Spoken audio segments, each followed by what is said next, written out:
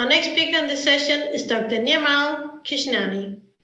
Professor Kishnani has been at the forefront of sustainability, advising on projects and policies in Asia, formulating new platforms and scrutinizing the space between frontline theory and design practice. Professor Kishnani, the floor is yours. Thank you for the introduction. Some years ago, I began looking at projects in Asia that go beyond the idea of greening, projects that actively reshape the conversation on sustainability. I found quite a few, and they had one thing in common. They each sought out nature. They sought out our place within ecological systems. From this search emerged a book, Ecopuncture, that argues that ecology is not simply a good to have, it is a must have. The forces of industrialization and urbanization need to be countered with new ideas of how ecology is integrated into architecture and urbanism. We are, however, confronted by mindsets about our place in nature.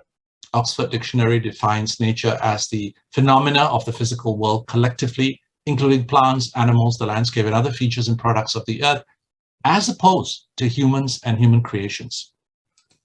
Collins Dictionary says it is all the animals, plants, and other things in the world that are not made by people, and all the events and processes that are not caused by people. Nature is always the other, the thing outside human existence. This underlying belief leads us to a position on design. Yes, we must be sympathetic to nature, conserve it where we find it, but it is set apart. What happens in cities is very different from what happens in forests. Here is a condominium in Singapore built next to an important biodiversity hotspot on the southern waterfront. What it offers us is a kind of visual representation of nature, towers that seemingly sway in the wind. It does not, however, actively engage with or support the natural systems that surround it. This view of nature has consequences. Here is Mumbai's Mithi River as it was in the 1960s, a vibrant ecosystem of mudflats and wetlands. In the late 1970s, the government decided on a new central business district to bring in some 200,000 jobs into the city. Approximately 220 hectares was reclaimed from Mahim Bay, reducing the Mithi River in the process to a canal with no means of overflow. In the 1980s, the construction of a second runway at Mumbai Airport resulted in a series of very disruptive 90-degree bends over a short stretch of the Mithi. These disruptions to the hydrology of the area created conditions for annual floods that Mumbai faces every year during the monsoon season. And the worst of these in 2005 cost almost 1,000 human lives. Going back to the definition of nature, early ideas of nature were concerned with the mapping of the diversity of organisms or describing laws that govern the physical world. This has transitioned to a more dynamic view of systems and processes, complex flows and exchanges that can result in emergent outcomes. What does this mean for the design of buildings and human settlements? Well, here are some key events and publications from the last 60 years, leading to present-day thinking on sustainable development. We start off with a position on protecting nature. Books like Silent Spring warned us about the impacts that the post-war industrial complex was having on ecosystems, often far away from where farming or factories were located. Limits to Growth projected the impact of population growth and consumption on planetary systems. The central message of both books, and others like these, was that nature needed to be protected from human actions. In the conversations on the built environment, we co-opted this idea of limits, wherein the goal was somehow to eliminate negative impact, maintain a balance sheet of what we take and how fast a system can recover.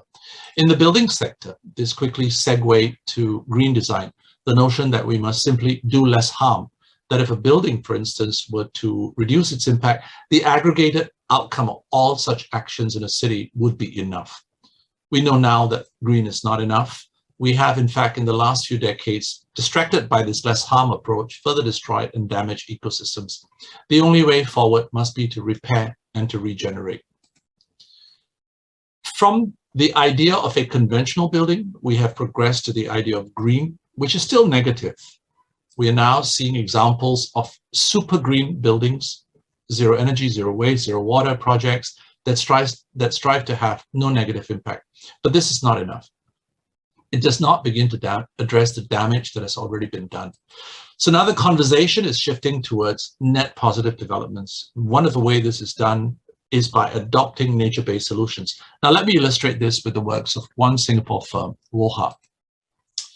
Woha has been working with building integrated greenery in its buildings for many years.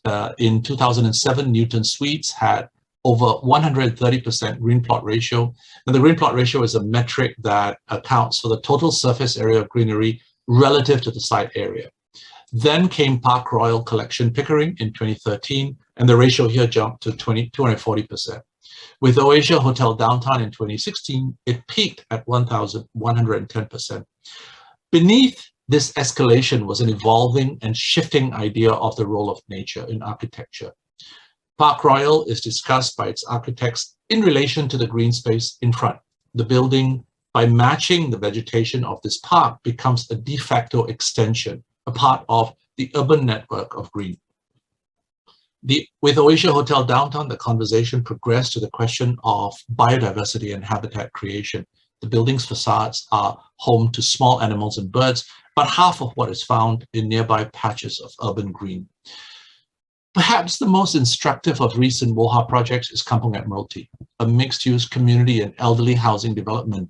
What's interesting here is how ecology is positioned. The first of these ideas is to mimic ecosystems by replicating the services that they would perform in a natural setting. So rainwater is captured on the roof, it is cleaned on its way down via a series of cascading planters. Clean water is then collected at the bottom and recirculated through the building for non-potable uses. This cleaning of water by natural means is an example of an ecosystem service. The roof is a remarkable space that is a pocket park and a biodiversity node. It is open to the public, has amenities like playgrounds and exercise areas. It has also become a draw for birds and insects who forage and nest in the vegetation. So the building stacks these social and ecological layers vertically, creating a shared space for human and non-human life, while it actively performs ecosystem services. In a 2018 audit of several locations in the neighborhood, it was found that Kampung Admiralty has the highest species count, 50 in total, exceeding those of nearby patches of green. The building has also become a social nexus for the housing estate. In the years since it opened, it has hosted over 130 community activities and drew more than 83,000 visitors from across the city.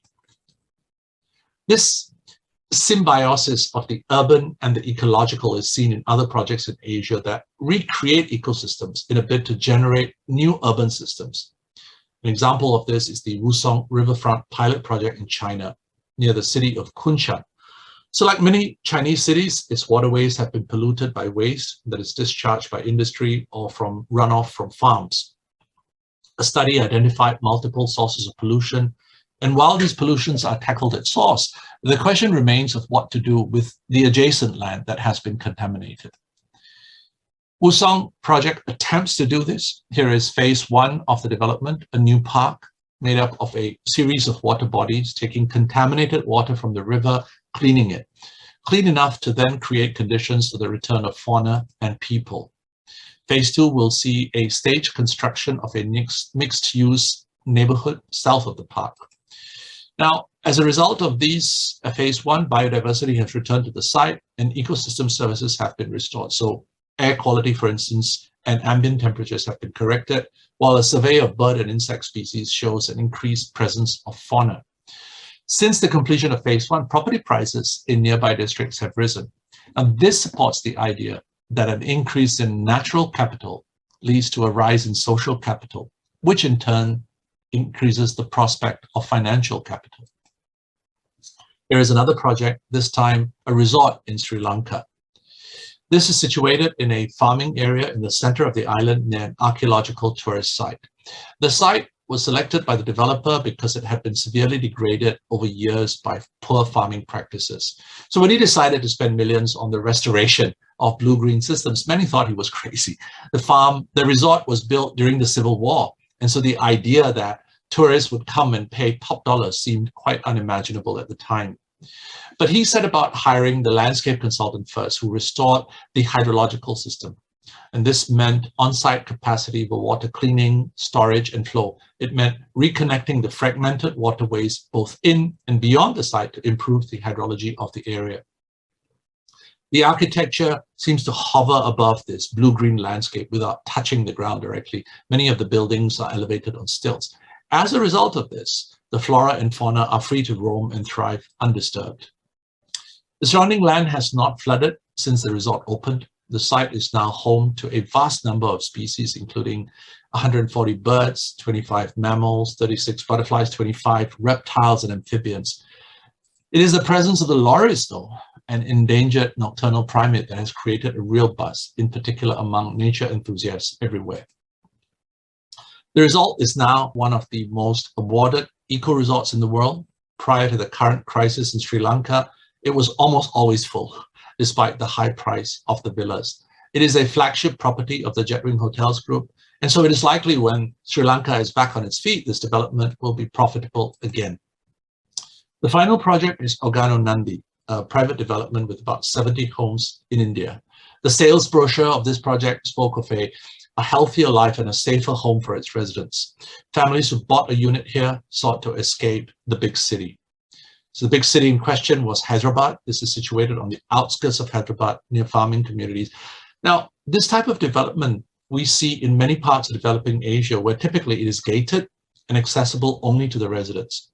But Organo Nandi would be different. It would be self-sufficient in food, energy, water, creating a healthy lifestyle for its inhabitants, and in the process engaging the community around it. So the spatial layout of the estate consists of a ring of villas surrounding patches of water and vegetation. There is very good water management here, along with careful selection of vegetation that attracts birds and small animals.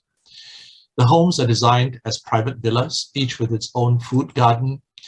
The villas are fitted with solar panels and water reticulation systems that make the estate zero energy and zero water. The systems of the villa are then connected to the systems of the estate as a whole.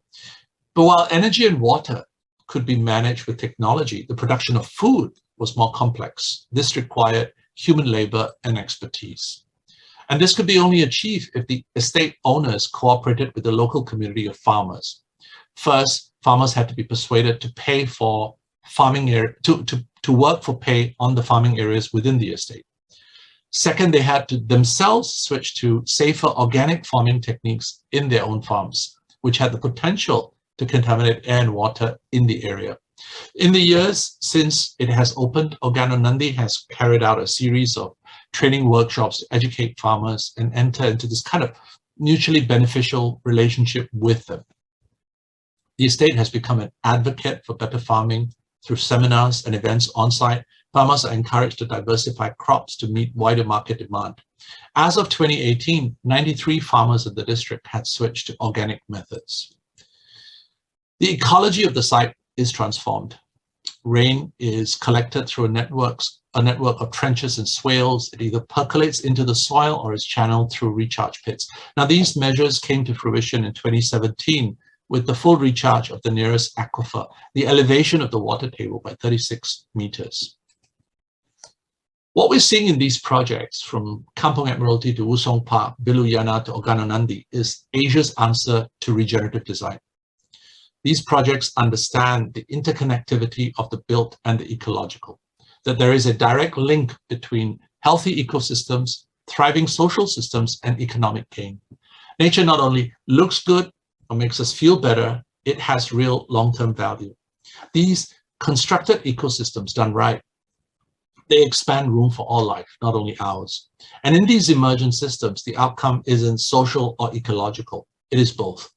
Understanding this mutualism and embeddedness is at the very heart of regenerative design. Green walls have become the trend today. Biophilia is the new buzzword. But ecology is much more, so much more. Nature is not what we look at, it's who we are. We are the makers of future ecosystems. Thank you for your attention.